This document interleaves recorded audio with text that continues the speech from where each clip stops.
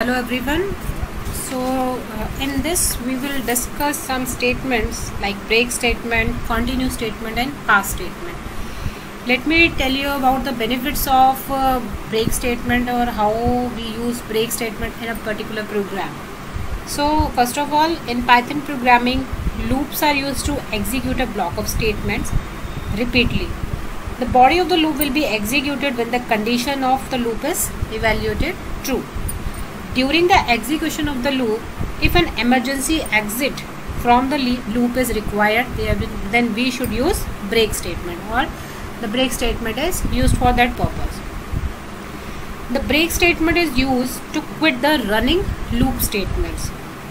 So here as an example, what I did here, I'll take an input A, enter any number, then initialize a variable and check the condition whether the number is less than A 0 starting from I 0. अगर जो number है, जो भी I है, जब तक वो number के लेस देन ज़ीरो जो है, जब तक वो लेस देन रहेगा, इंक्रीमेंट होकर जाएगा, तब तक उसको क्या करना है, उसको लूप में क्या प्रिंट करना है, entered into while loop with the value of I.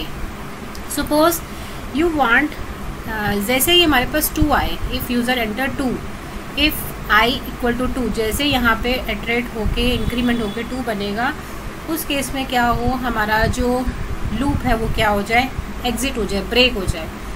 ठीक है, तो इस केस में यहाँ ये ब्रेक लगाया मैंने कि जैसे ही वैल्यू I इक्वल टू 2 होगी, जो भी इंक्रीमेंट वैल्यू जाएगी 2 हो जाएगी, तो ये ब्रेक हो जाएगा और इसका जो एल्स पार्ट है वो क्या होगा, एग्जीक्यूट हो जाएगा.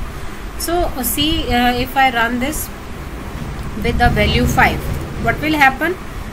As 0 is less than 5, so see 0 1 2.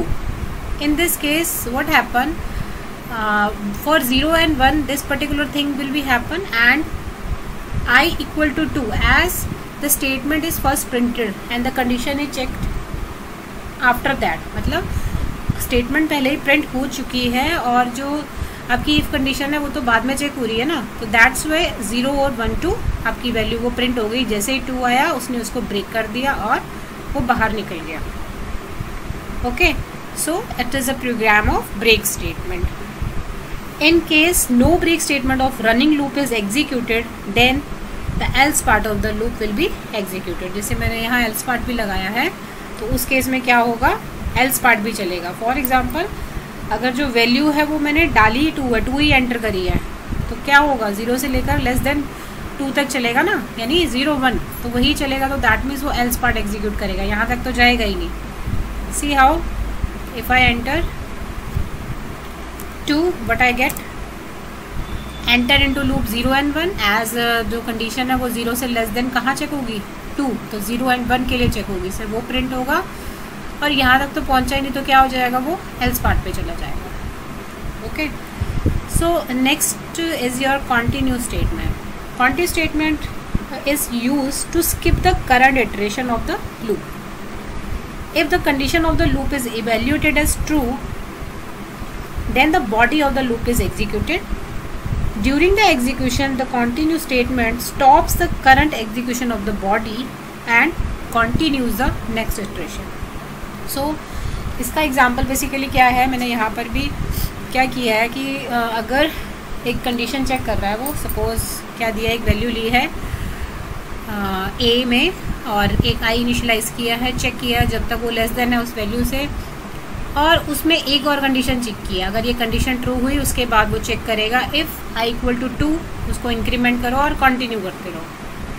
ठीक है, मतलब सपोज़ अगर मैं 5 एंटर करूँ, जैसे मैंने यहाँ किया भी है, तो मुझे उस केस में 4 तक की वैल्यू 0 1 2 नहीं मिलेगा. क्यों? 2 के केस में यहाँ पे क्या कर दिया इसने, यहाँ ये कंडीशन लगा दी कि जैसे ही वो 2 आ जाएगा तो उसको इंक्रीमेंट करके नेक्स्ट स्टेप पे चले जाओ. तो इस केस में 0 1 3 4 ये प्रिंट होगा. अगर इसी केस में मैंने क्या किया, सपोज़ ये तो थी एल्स पार्ट को अगर मुझे एग्जीक्यूट कराना है, मैंने यहाँ पर वैल्यू दी थी, देखो जैसे अगर मैं 5 देती हूँ तो 2 वाला जो पार्ट है वो एग्जीक्यूट नहीं होगा. ठीक है, अगर हम इसी में क्या चाहते हैं, मैंने सपोज़ 2 ही दे दिया, अब क्या हो गया 0 1 2, मतलब 2 वाला पार्ट तो हो ही नहीं रहा एग्जीक्यूट। और अगर सिंपली मैंने इसमें 1 दे दिया तब क्या होगा, जो एक वैल्यू होगी सिर्फ वही एग्जीक्यूट होगी। ओके, अगर इफ़ इन केस ये कंडीशंस जो हैं ट्रू नहीं होंगी, मतलब आपने क्या कर दिया, कोई वैल्यू जो 0 से भी कम दे दी, 0 से अगर कम होगी तो फिर क्या होगा उस केस में, ये इस लूप में तो जाएगा ही नहीं, लूप में नहीं जाएगा तो क्या होगा, इसका फॉल्स पार्ट जो है, एल्स पार्ट जो है वो रन कर जाएगा। Next not least is your past statement. Past statement एक नई तरह की स्टेटमेंट है जो यहाँ यूज़ होती है।